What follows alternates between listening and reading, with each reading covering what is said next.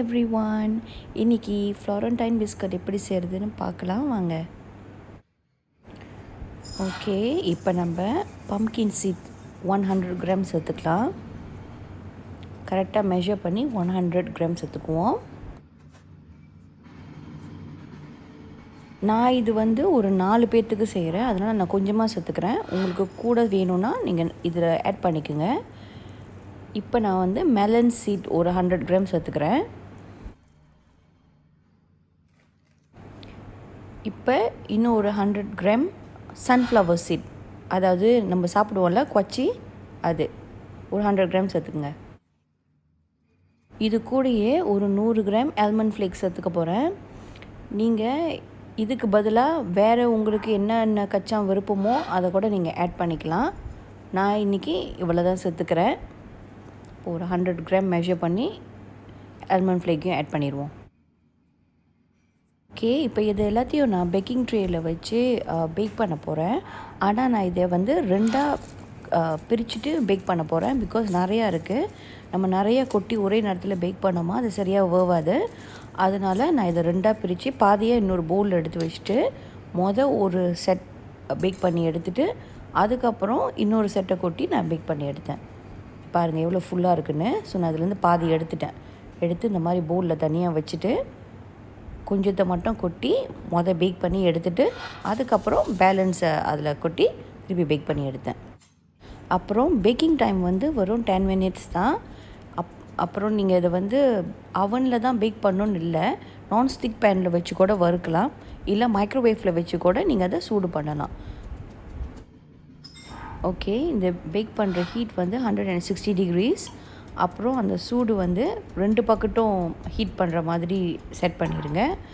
அதுக்கப்புறம் time 10 minutes packing time. பாருங்கள், இந்த மாதிரி சூடானாலே போதும். அதோட கலர் சேஞ்ச் பண்ணி ரொம்ப கருகிடக்கூடாது, அப்போ சாப்பிடும் போது நல்லா இருக்காது. இந்த மாதிரி yellowish கலர் இருந்தாலே ஓகே. இப்போ இது எல்லாத்தையும் நம்ம ஒரு மிக்சிங் பவுலில் கொட்டி இதுலேயே நான் 3 டேபிள்ஸ்பூன் black sesame சேர்த்துக்க போகிறேன்.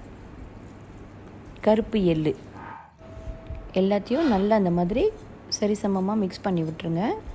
இப்போ நம்ம ஃப்ளாரண்டைன் மாவை மெஷர் பண்ணலாம். ஓகே, இந்த மாவு நான் பேக்கிங் ஷாப்பில் தான் வாங்கினேன்.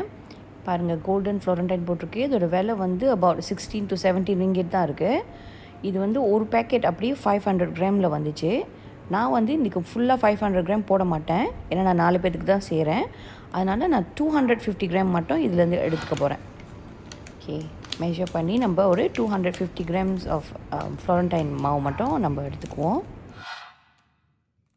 இப்போ இந்த மாவையும் நம்ம கொஞ்சம் கொஞ்சமாக இந்த மிக்ஸ் பண்ணி வச்சுருக்கிற அந்த நட்ஸோடு சேர்த்து கலந்து விட்டுருங்க. நல்லா கலந்து விடுங்க. கொஞ்சம் கொஞ்சமாக இந்த மாதிரி கொட்டிட்டு சேர்த்துருங்க எல்லாத்தையும்.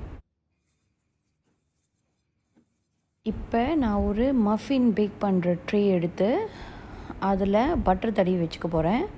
லேசாக தடவுனா போதும், ரொம்ப தடவை வேணாம். இந்த மாதிரி கொஞ்சமாக அப்படி திருப்பி விட்டுருங்க. அப்புறம் நம்ம மிக்ஸ் பண்ணி வச்சுருக்கிற மாவை இதில் கொஞ்சம் கொஞ்சமாக ஆட் பண்ணிடுங்க.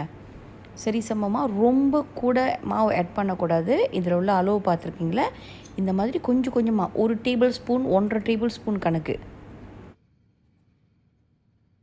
ஓகே, ரெடி ஆயிடுச்சு. இப்போ நம்ம இதை பேக் பண்ணுறதுக்கு எடுத்துகிட்டு போகிறோம்.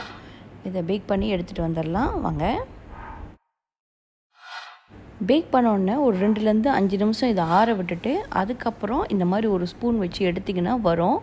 இல்லைன்னா இந்த ட்ரேயை பின்னாடி திருப்பி போட்டுட்டு தட்டுனீங்கன்னா அழகாக அப்படியே கொட்டி வெளியே வந்துடும்.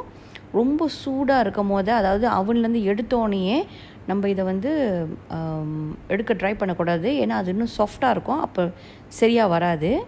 இது பாருங்கள் எவ்வளோ அழகாக இருக்குன்னு, கிளாஸ் மாதிரி இருக்குது பாருங்கள் மண்ணுக்கு. ஓகே, அவ்வளோதான், முடிஞ்சிருச்சு. ரொம்ப சீக்கிரமாக நம்ம அதை செஞ்சு எடுத்துட்டோம். நீங்களும் அதை வீட்டில் ட்ரை பண்ணி பாருங்கள். ட்ரை பண்ணி பார்த்துட்டு எப்படி இருந்துச்சுன்னு கமெண்ட் பாக்ஸில் எனக்கு மெசேஜ் பண்ணுங்கள். பாய்.